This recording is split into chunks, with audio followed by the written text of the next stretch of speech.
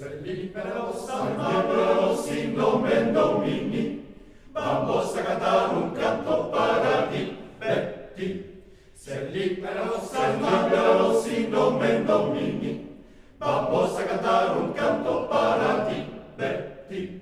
Iando fresqueros ti sciacchi lunedì, e la goa giuro sole coti, chantons mes chers amis, grinda che sfondi. Hérobi, c'est le nom qui est donné à la Nive, la rivière qui passe à Bayonne. Et donc, Hérobi Canta signifie chante la Nive.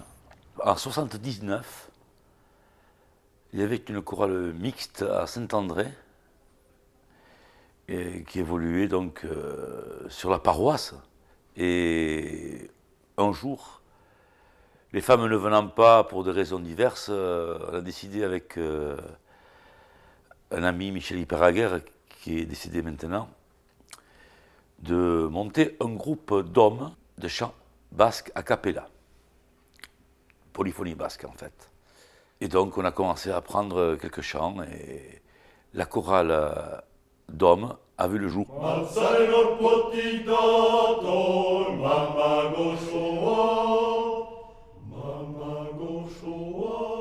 Les chorales ici en Pays Basque de France sont assez récentes comme création, on va dire une trentaine d'années environ. C'est le cas pour Hérobi qui s'est créé il y a 30 ans. Et petit à petit, on bascule du chant dit a cappella vers des chants populaires, des chants d'ambiance, avec guitariste, accordéoniste et moi-même je joue de la tabale, c'est-à-dire du tambour. Ils n'ont pas été emboullés comme avant parce que Non. avant on le voyait pas. Non, mais il doit être amical. Alors il a fait une Il y a 4 pupitres, premier ténor, deuxième ténor, baryton et basse. Les premiers ténors font la mélodie et les deuxièmes ténors habituellement chantent aussi la mélodie mais une tierce en dessous.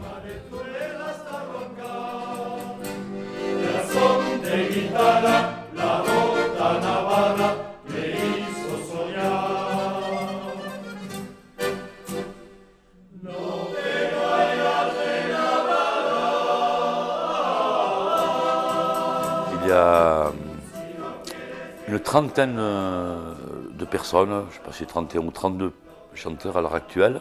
On peut dire que depuis maintenant 30 ans, une centaine de chanteurs sont passés à la chorale, soit sont partis pour des raisons professionnelles ou personnelles. Nous chantons tous les chants, pratiquement 90% des chants sont des chants basques. Donc déjà, il y a la culture avec la langue. Et puis nous participons aussi à des manifestations spécifiques comme l'Olencero, qui est le solstice d'hiver annoncé par un charbonnier qui descend de la montagne pour annoncer la bonne nouvelle. En fait, il s'agissait du solstice uniquement, c'est-à-dire que les jours allaient arrêter de raccourcir.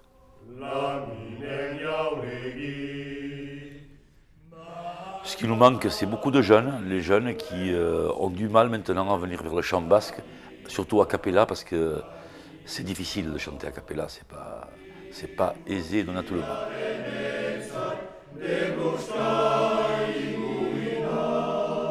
Maintenant, nous sommes quand même une chorale vieillissante, les jeunes ne veulent pas trop intégrer les groupes de chanteurs.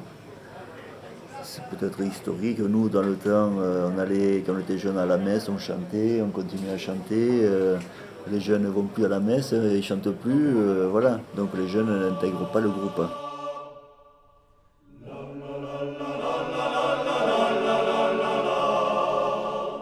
J'ai su, à l'âge de 20 ans, que ma grand-mère parlait le basque, je l'ignorais complètement.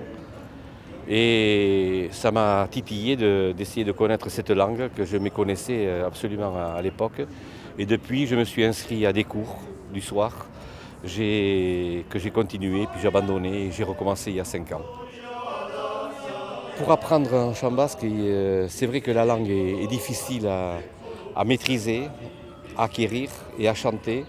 quand on n'est pas basque. C'est difficile de comprendre le sens de la chanson parce que bien souvent ces chansons que l'on dit a cappella, les chansons basques qui viennent de l'autre côté de la frontière, ont été composées il y a 150 ou 200 ans, racontent des histoires dont on n'a pas connaissance ici et dans un basque qu'on ne pratique pas ici.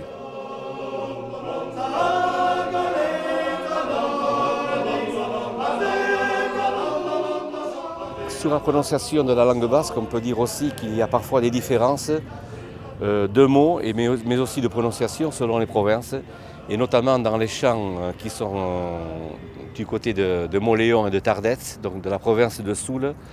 Là, c'est très différent du basque qui est parlé ici et du côté du Pays basque sud. Ils prononcent le U, vraiment U comme en français, alors que normalement le U se prononce OU. Et ça change complètement l'interprétation à la fois de la langue et du chant, bien entendu.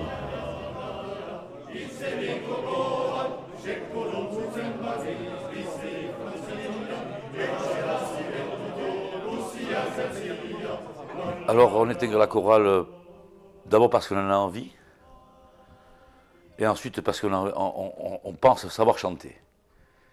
Alors bien sûr, il y a une audition qui se déroule donc à l'entrée.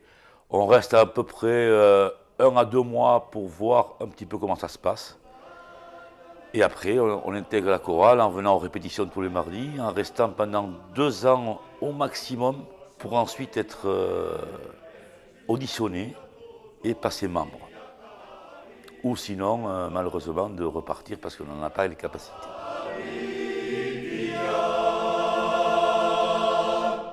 Ça se passe chez Robicanta, on arrive un mardi soir de manière générale, on est présenté à l'ensemble des chanteurs qui sont présents et puis vous vous asseyez et il n'y a pas de préparation particulière.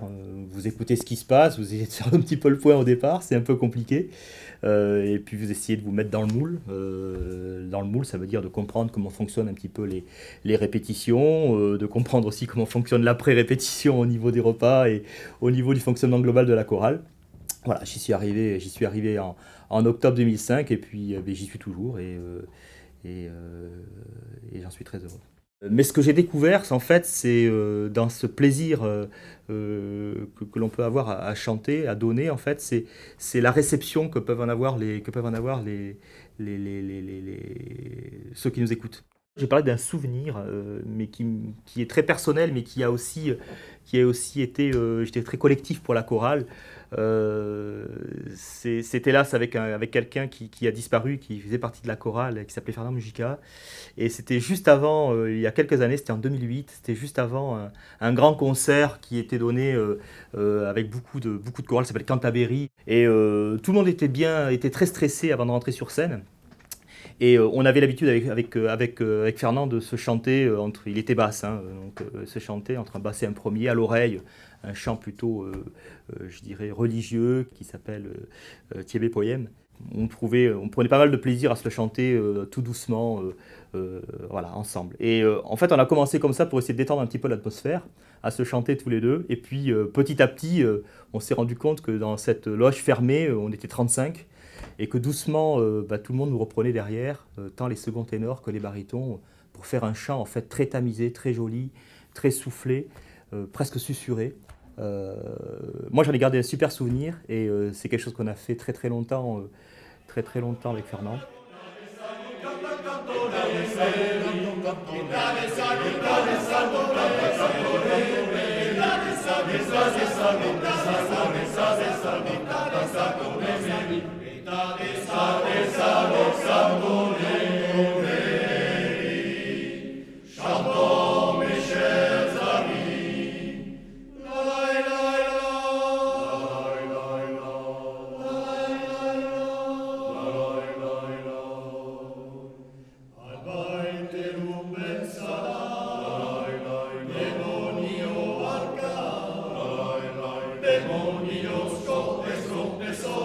Egin nuen bertan, la la la la la la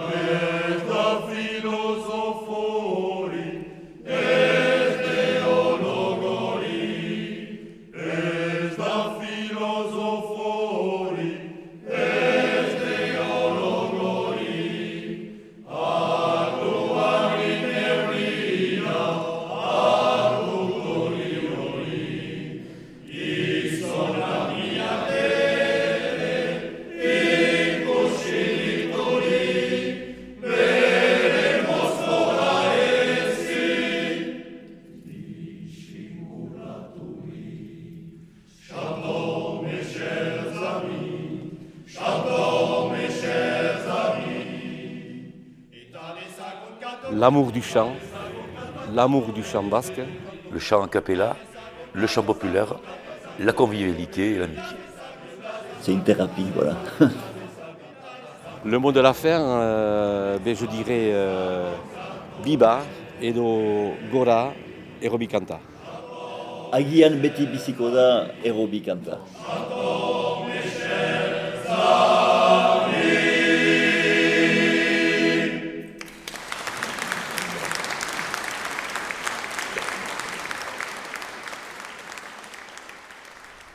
Matzaleno potidator, mama gozoa, mama gozoa. Erango neukera, beti basoa, beti basoa. Matzaleno potidator, mama gozoa, mama gozoa.